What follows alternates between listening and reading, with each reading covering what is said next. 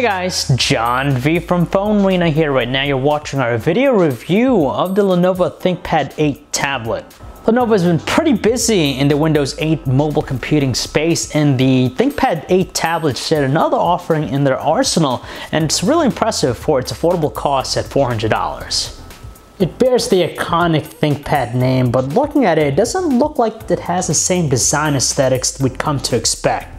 Regardless of that, it has a pleasant design that we actually like. It's very modern and streamlined, balanced weight, and the rounded corners give it a nice look. And it even feels pretty good to hold in the hand, whether it's two-handed operation or even one-handed. It's very comfortable. For a budget-conscious Windows 8.1 tablet, we're pretty amazed by its display. What we get here is an 8.3-inch 1200 by 1920 IPS LCD display. Essentially, that equates to a pixel density count of 273 pixels per inch, which means that you get some crisp looking visuals. On one hand, our eyes really like the vibrant glow of the display. It tends to be a little bit warmer with its color reproduction, but it has some weak viewing angles. So at wide angles, the color black tends to have that milky tone to it, and it's a little bit challenging to view outdoors with the sun present. It's pretty nice that Lenovo has outfitted it with all the ports and buttons you'd expect to find. So on the right side, we have the power button, the volume control, the microphone, and even the micro USB 3.0 port. Along the bottom edge, we have the 3.5mm headset jack and two notches for its internal speaker. Meanwhile, on the left edge, we have the micro HDMI out port for video out functionality, and behind this plastic flap, we have a micro SD card slot. And finally, we have a 2-megapixel front-facing camera. While in the rear, we have a beefier 8-megapixel autofocus camera with an LED flash that has the ability to shoot 1080p video. The nice thing about the tablet is that it's running Windows 8.1 Professional, so it is a desktop operating system, so it has some advantages over the iPad and its iOS experience, and even Android. For example, it has support for legacy software, so if you go to desktop mode, you can install things like Google Chrome's browser or even Mozilla Firefox, and you get that full desktop experience with them. However, our main gripe with the experience is trying to interact with those legacy software because of the smaller display. For the touch optimized applications you download through the Windows Store, it's not going to be a problem, but if you install stuff and use the desktop, you're going to find it to be a little bit cumbersome just because they're not really optimized for the touch experience. It's worth mentioning that out of the box, you're not going to find any productivity-centric applications pre-installed, so for things like Microsoft Office, you're going to have to provide that yourself.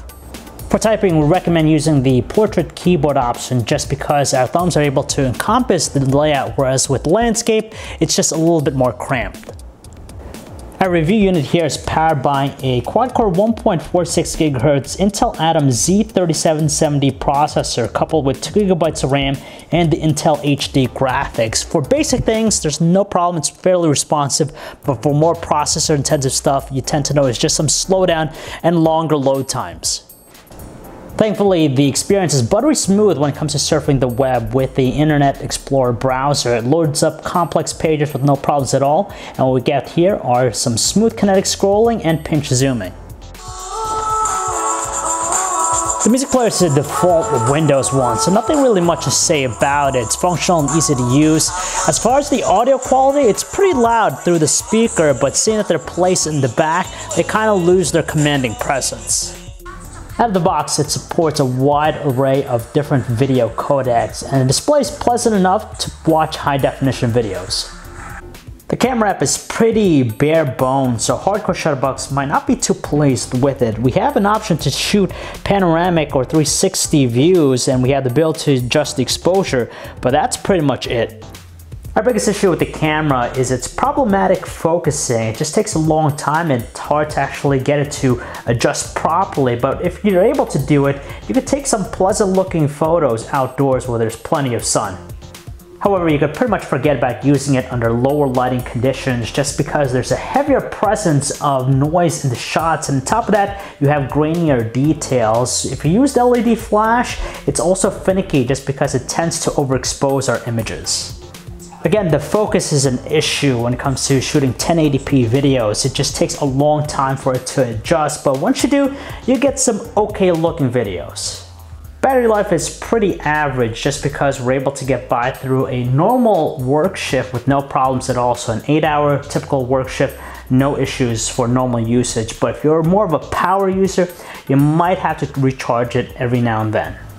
So it's not quite as effective as using a full-blown Windows 8.1 laptop, but you still get some benefits over some other tablets. At $400 for the base model, you get a pretty good package with the Lenovo ThinkPad 8 tablet. You have everything you need on the productivity side. At the same time, you're gonna have some fun with it. So if you guys want to learn more about the Lenovo ThinkPad 8 tablet, you can check out our website, PhoneArena.com. It's John D. Thanks for watching.